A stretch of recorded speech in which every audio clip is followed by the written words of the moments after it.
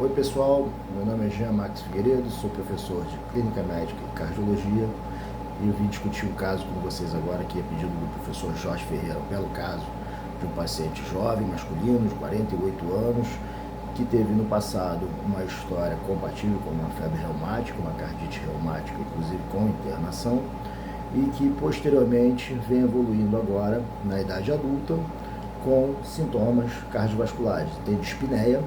E no exame físico, ele apresenta um sopro diastólico no foco aórtico, segundo espaço intercostal à direita, com irradiação para a borda external esquerda, provavelmente irradiação do foco de hérnia, terceiro espaço intercostal na borda external esquerda. Esse é um sopro característico da insuficiência aórtica. Mas será que ele tem outros sinais clínicos de insuficiência aórtica? O exame físico ele tem um pulso célere, que é o pulso do martelo d'água, ele tem dança das artérias, ele tem pulsações de carotídeas, deve ter também pulsação em fúrcula external, em artérias braquiais, tá?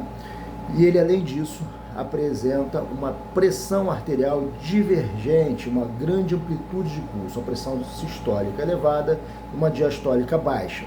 Isso aí já é suficiente para a gente formular a hipótese de insuficiência aórtica. E qual foi o problema acrescentado a esse caso? Esse paciente apresenta também um sopro diastólico, também em foco mitral, lá no quinto espaço intercostal, na linha hemiclavicular. Tá? O foco mitral também você pode perceber na sede do ictus corte. Perfeito. Nós temos aí, então, duas possibilidades. Temos insuficiência aórtica associada a uma estenose mitral, temos lesões em duas válvulas, ou temos lesão apenas em uma das válvulas, que é a válvula aórtica. Isso é possível? Sim. A válvula aórtica, quando ela está insuficiente, nós temos uma regurgitação muito importante, uma regurgitação grave, esse jato regurgitante pega o folheto anterior da mitral e dobra o folheto anterior da mitral, provocando o quê? Um estreitamento do orifício efetivo da válvula mitral. Com isso, nós temos uma estenose mitral funcional, sem nenhuma lesão nessa válvula. Isso provoca um sopro diastólico, que é o sopro de Austin-Flint. Bom, porque cai em prova e é sinal de gravidade da insuficiência aórtica. A gente tem uma ressonância nuclear magnética que mostra exatamente isso. O jato regurgitante da aorta pegando o folheto anterior da mitral, dobrando e estreitando a passagem de sangue do átrio esquerdo para o ventrículo esquerdo, causando uma estenose, um estreitamento do orifício mitral, que é uma estenose mitral funcional sem nenhuma lesão mitral. Essa é a característica fisiopatológica do sopro de Austin-Flint. Para quem está mais adiantado, para quem vai fazer prova de residência, ouvir o sopro de Austin-Flint é critério de gravidade. Isso denota uma insuficiência aórtica grave. Beleza por aí? Então está respondida a questão. O paciente tem apenas lesão na válvula aórtica e não tem lesão na válvula mitral. Então respondemos a questão aí que foi proposta. Agora vamos complicar um pouquinho.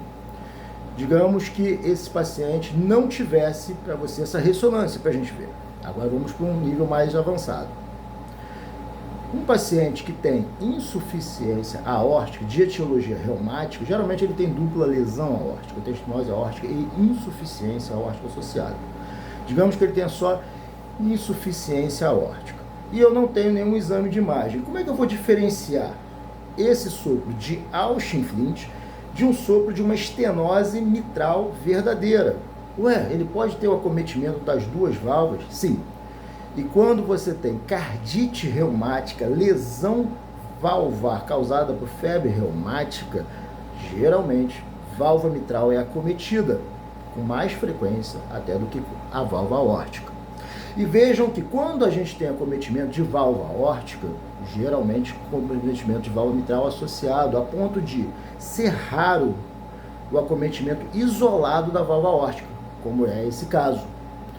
Então, apenas em 2% dos casos, nós temos acometimento valvar aórtico isolado. Vou deixar a referência aí embaixo para vocês do artigo 2020 do Circulation, que diz isso, a respeito dessa prevalência.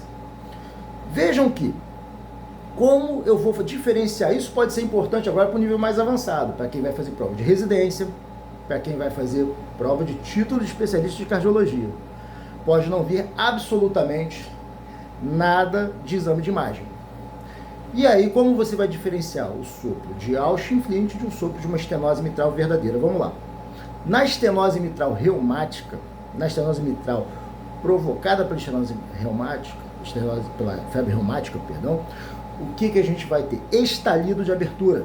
O estalido de abertura é característico da lesão reumática, é característico da estenose estrutural da válvula mitral. Então, esse aí é o grande achado do exame físico. Tem mais? Tem. Primeira bulha hiperfonética. Primeira bulha hiperfonética fala a favor de lesão estrutural mitral. Qual é o problema da B1 hiperfonética? Se o paciente tiver uma doença muito avançada, pode acontecer o contrário, a B1 ser hipofonética. Então toma cuidado com essa armadilha. E por último, o reforço pré-sistólico.